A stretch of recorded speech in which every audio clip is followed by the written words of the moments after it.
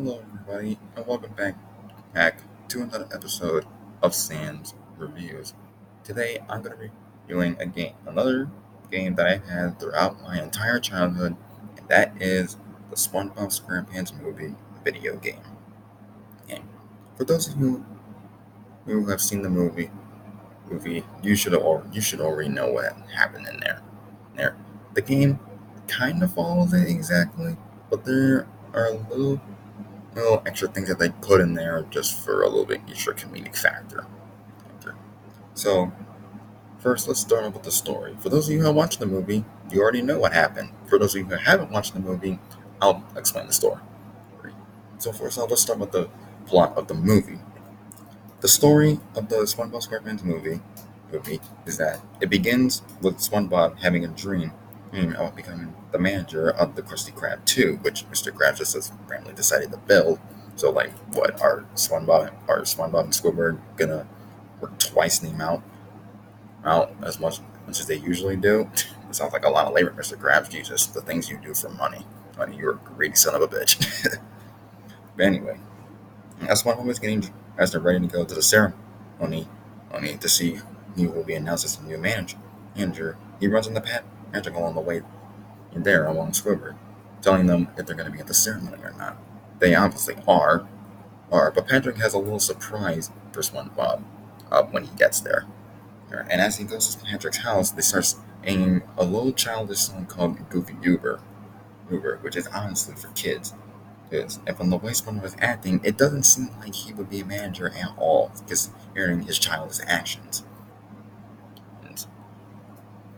And, and as SpongeBob is walking to the ceremony, he runs on the plane and accidentally steps on him and then scrapes him on the ground because he thinks he's like a little bug or something.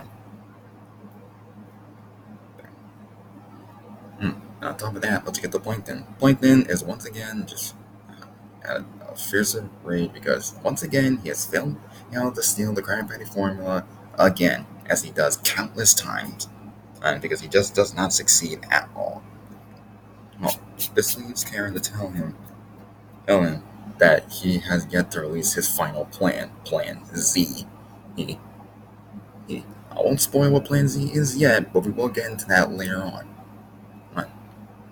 Now, as SpongeBob gets to the ceremony, and everyone else is there, Mr. Krabs begins to start the announcement of who will be the new manager of the Krusty Krab 2. Which actually turns out to be Squidward instead of SpongeBob, but then SpongeBob ends up celebrating because he thought it was him when Mr. Krabs clearly said it was Squidward. He probably just didn't hear him clearly, so he had to freaking whisper it in his non-existent ears so that he could get the point. This leads Mr. Krabs to tell SpongeBob that he can't be manager because he's, as he puts, a kid, and he's not mature enough to handle the job like Squidward. This leads SpongeBob to become depressed and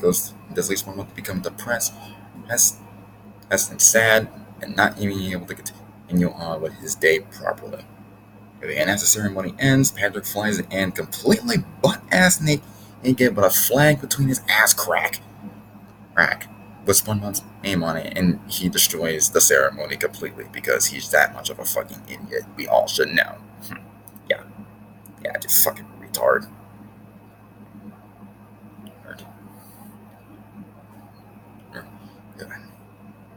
As SpongeBob goes to the Goopy Goop parlor, he runs into Patrick, who is upset at Mr. Krabs because he didn't give SpongeBob the manager job. When clearly he did. When clearly at the beginning of the movie, it clearly showed that he wasn't mature enough because he was singing children's songs.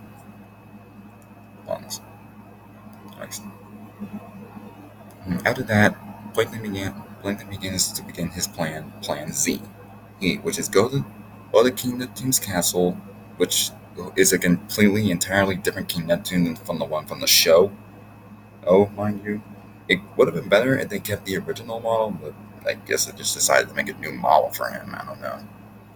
But beside all that, Plankton begins to infiltrate King Neptune's castle and steals his crown while he's not looking. Now, with King Neptune, he feels that his crown is like the prime jewel that Let's keep on his head because he doesn't want anyone to see that he's bald underneath, as like it completely blinds people with a like shiny light for some reason. I do not know why. It's just really weird. But that's the way the movie went. So as Plankton begins to steal Kingdom's crown, he notices that it's mysteriously missing. This lead this leads Plankton to begin to put the blame on Mr. Krabs for stealing his crown, so that he would become frozen and have to pay for his crimes.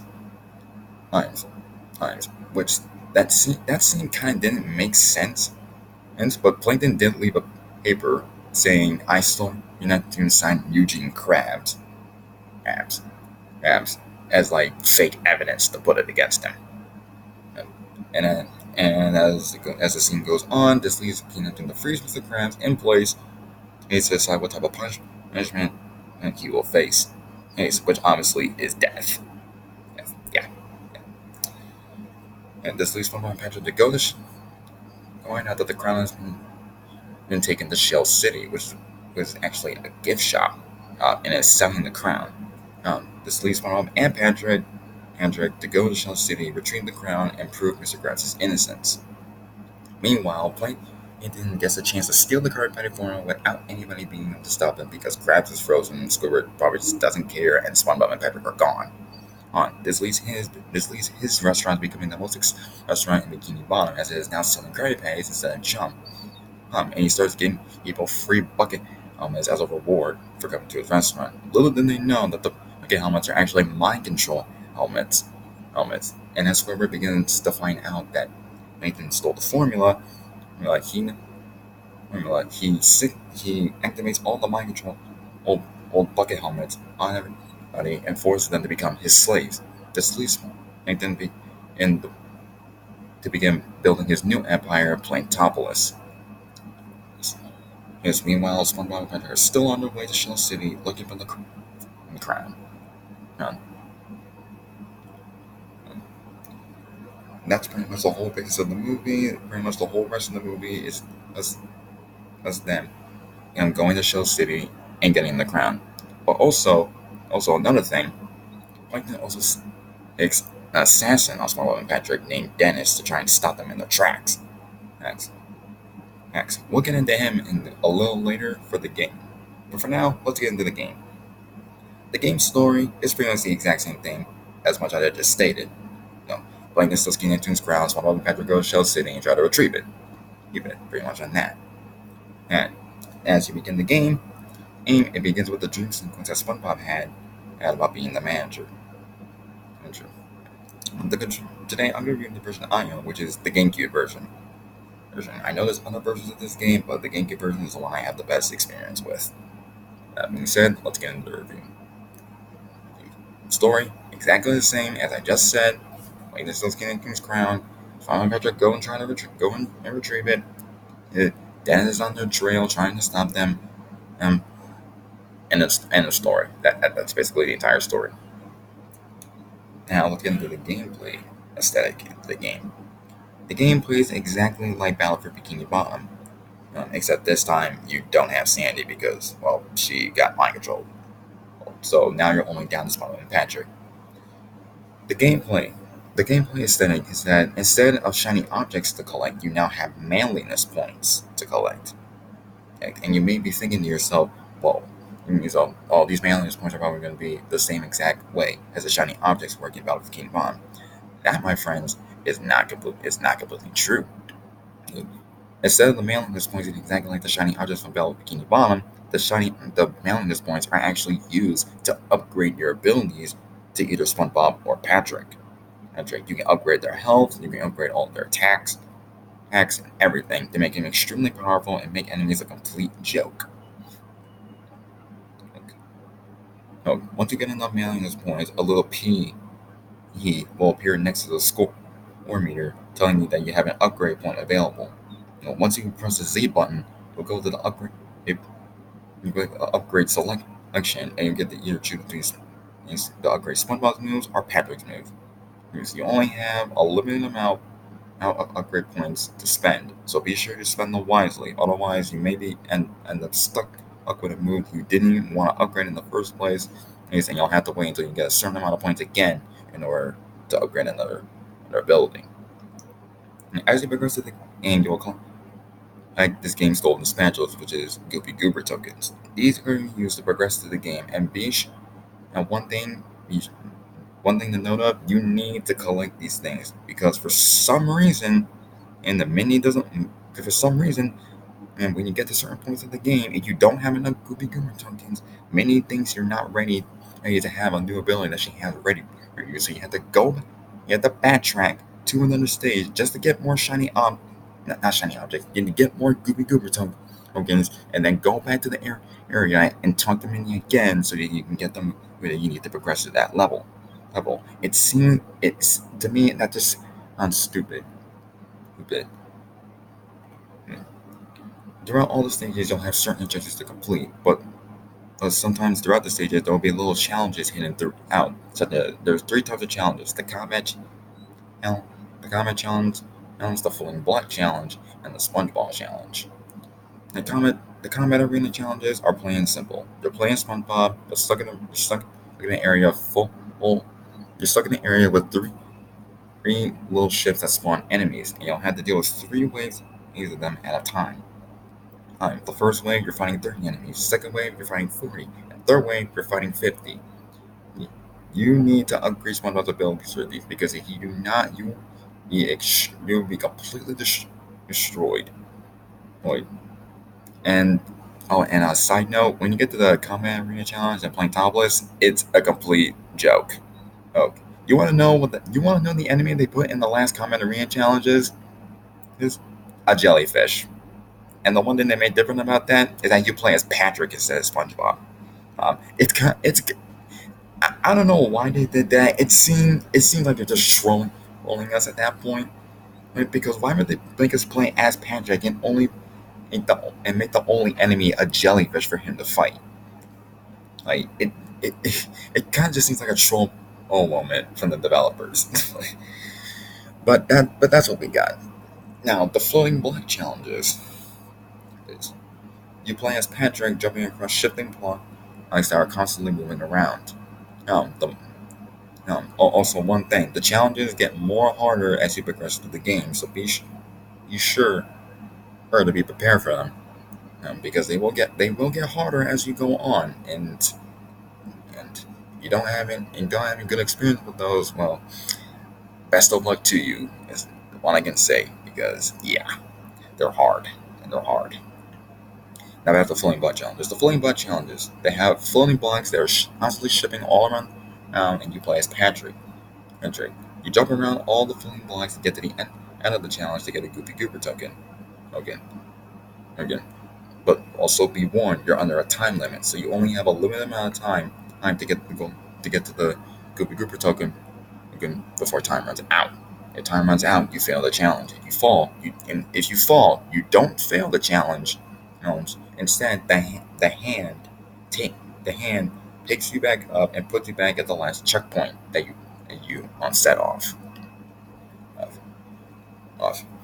So the flame rate challenges aren't completely mean, but if you fall, if you fall at the last second before another checkpoint, that's a whole lot of time wasted. So be sure to time your jumps correctly, otherwise you're going to be wasting a whole lot of time. Now the SpongeBob challenges is you play a SpongeBob in ball form, as reference to the SpongeBob ability from Battle Bikini Bottom.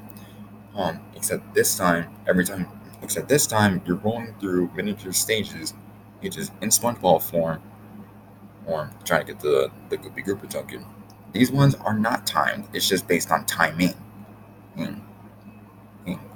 It's just based all on the timing. So be sure you have good coordination. Otherwise, you're going to be falling at the stage and restarting in a whole bunch. And you would not want to do that now, do you? Now, let's get into the enemies. The enemies in this game are fairly simple to defeat. There are different types of enemies as you progress through the game. First off, there's a jellyfish in the first level. All the jellyfish do is that if you get near them, they'll just zap you, and that's it. Just go up to them and smack them, and then they will fall. Next type of enemy is the foggers.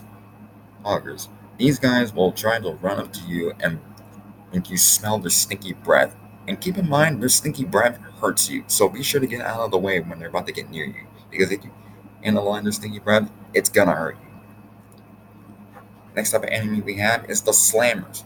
These guys are pretty much just dudes who run towards you with some type of hammer to smack you with. But be sure to get out of the way because you do not want to get flattened by those things. Next we have the flingers. The flingers are a little bit of jerks. And the enemies I hate the most. Well, second enemy I hate the most. The other enemy we'll get into a little bit. But basically the flingers, they'll fly in the air, which means they'll fly in the air, which either you have to reflect projectiles back at them, or use Spongebob's bash ability to damage them.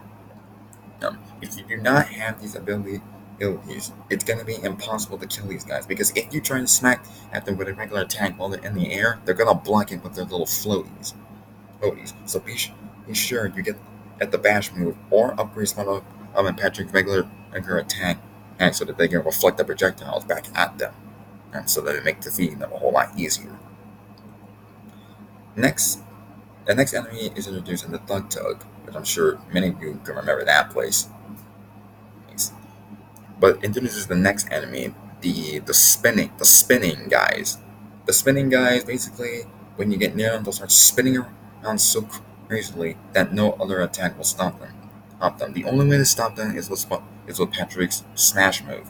It basically means you have to get above them and press the attack button so you can drop down on them from above. Because any other thing you try to do will not hurt them; they'll just hurt you back. Next we have is the next type of enemy we have are the guys who hide in shells with a gun. And these guys will basically just shoot a line of bullets. All you need to do is just jump over them and avoid them, plain and simple. And the next enemy we have is poppers. Goddamn poppers, man. Basically, these assholes, you can't get near them to attack them, because if you try to get near them, they'll just warp away from you. So basically, you have to attack them from a distance. What you need to do is use Spongebob's Spongebob ability to damage them, or reflect the projectiles back at them. The problem is that sometimes you try to reflect the projectiles, sometimes the game will act as if you didn't hit the projectiles in the first place, and then in turn you get hit by them. Yeah, it's completely annoying and stupid. Like, why? This is why I hate the poppers so much. But then other than that, then the next type of enemy is the mini Mervs. There are two different types of mini Mervs. The first one you encounter is one with just a laser. Basically, don't get near them so you don't get hit by their laser. Because if you get near them, they will start putting a little beam on your freaking body, and if you stay in the line of sight for too long, they're gonna zap you, and they're gonna keep zapping you for as long as you're near them. The only way to deal with them is use Patrick's throw ability to throw objects at them from a distance. And the other type of mini Merv is the mini Mervs with rockets and the laser. The mini Mervs with the rockets and lasers are a little bit different, as in they will shoot rockets when you're far away from them, and they'll shoot the laser when you're near them. This basically means you have to reflect missiles back at them in order to damage them, because there's no way you can use Patrick to get, because the game doesn't allow you to play as Patrick for these guys, except for one part in Play Topless, where there's only two of them. In order to damage them, you can use Spongebob's guitar sonic wave attack, which is basically the freaking guitar you use at the end of the movie.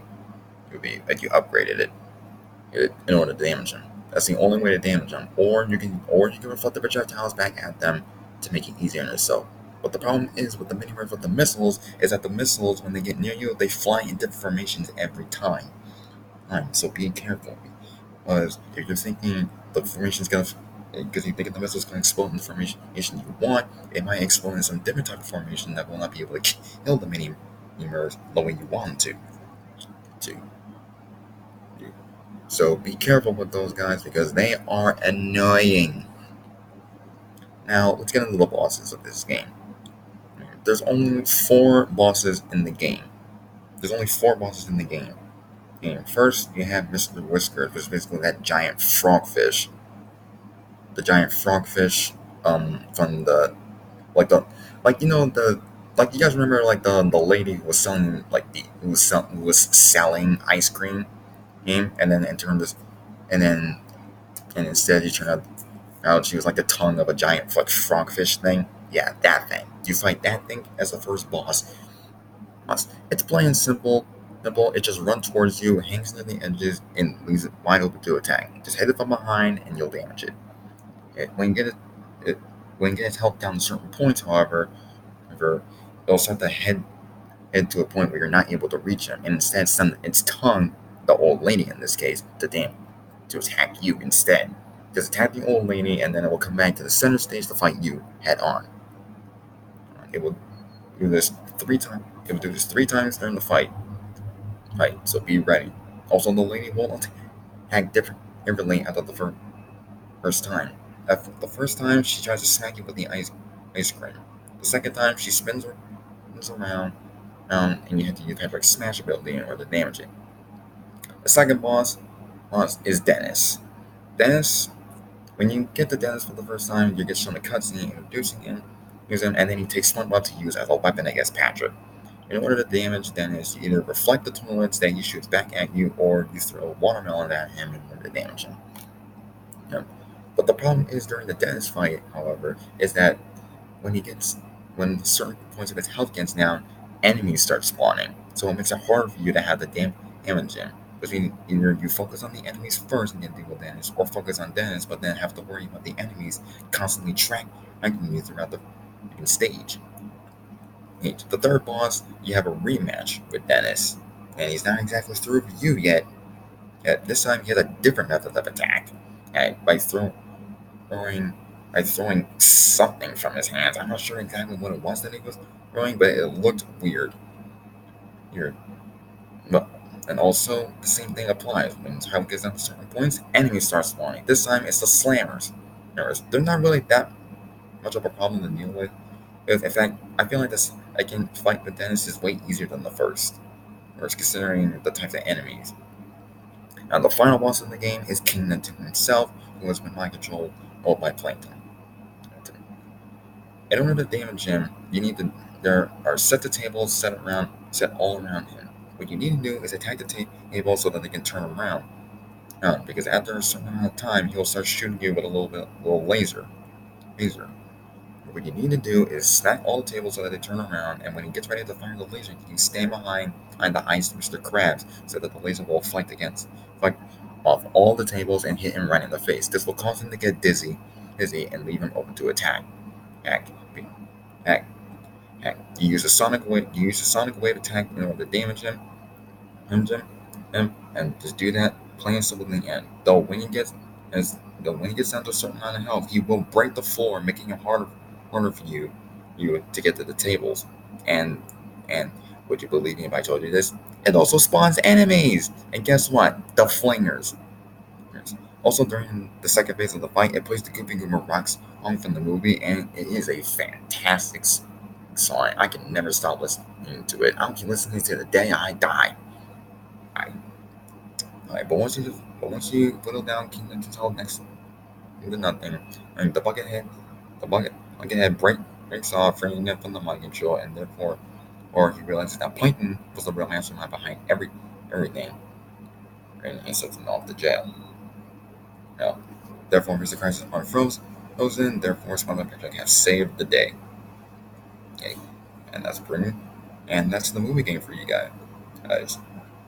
Guys, if you ever want to find a good SpongeBob game to play, hey, either I suggest Battle for Bikini Bottom first or this game. And if you like the movie, then maybe you'll like this game. And if you don't, that's okay. Not everyone enjoys the same thing as others. Y'all might have other preferences and stuff like that, but still, it's a really good game.